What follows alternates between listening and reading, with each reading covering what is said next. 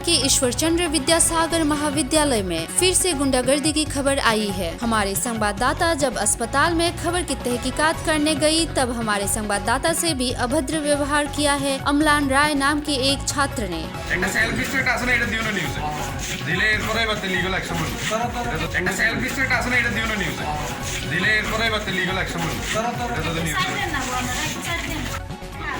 এখন কিতা ব্যাপার কিতা নিউজ দিলি কিতা হয়েছে তো তুমি মেজাজ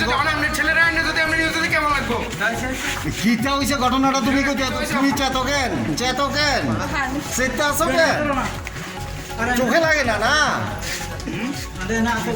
কি নাম তোমার এই কি নাম তোমার चोखे लगता है ना।